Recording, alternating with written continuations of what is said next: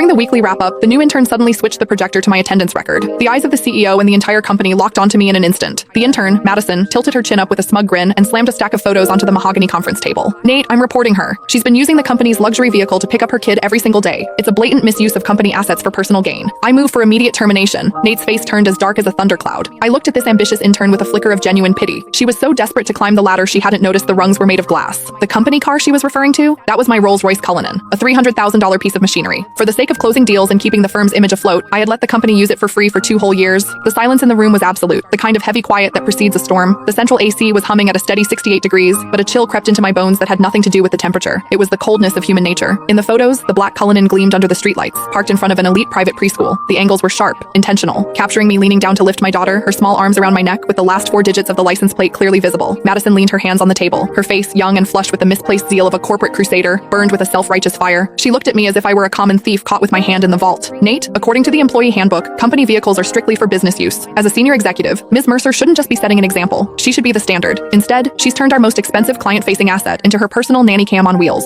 School runs, grocery trips, weekend getaways. It's all here. Her voice was crisp, echoing off the glass walls. She clicked to the next slide, revealing a detailed Excel spreadsheet. I've done the math. Between the commute and the school runs, she's putting an extra 25 miles on the odometer daily. Between the fuel consumption of a V12 and the depreciation, we're looking at thousands in hidden costs every month. And that's not even counting the billable hours she's stealing from the company driver. She turned to the head of the table, Nathaniel Cross. Nate. Nate was my college classmate. He was the founder of this firm. In the early days, when he couldn't even cover payroll, I was the one who dipped into my savings to keep the lights on. Later, when we needed to project an image of success to land the big fish, my 5-year-old BMW didn't cut it. Without a second thought, I brought in the Cullinan I'd bought myself as a 35th birthday present, a car I'd owned for less than a month. I told him back then, take it, use it. We need the clients to see we're already in their league. That temporary favor had lasted 2 years. I paid for the gas. I paid the insurance premiums. I covered the maintenance. Sometimes when the driver was overwhelmed, I even drove to JFK myself to pick up VIPs. Everyone in this building knew that car was mine, or at least they should have. But looking at Nate now, there was no defense in his eyes. His brow was furrowed, his fingers drumming rhythmically on the table, a nervous habit he had whenever he was weighing his own interests against someone else's. Diana, Nate finally spoke. His voice was low, coated in a professional coldness that felt like a slap. The evidence Madison provided, is it true? I stared at him, my heart skipping a beat. Is it true? 2 years ago, when he begged me for the car to save face, he said, Diana, I'm so sorry to ask this of you. As soon as we're in the black, I'll buy you a brand new one. 1 year ago, when the cash flow dried up, I used that car as collateral for a bridge loan so he could pay his staff. He told me then, Diana, this car is the company's lifeline. It's your badge of honor. And now, he was asking me if it was true. I scanned the room. George, the sales manager, had used that very car last week to pick up his mother-in-law from the hospital, bragging on Instagram about company perks.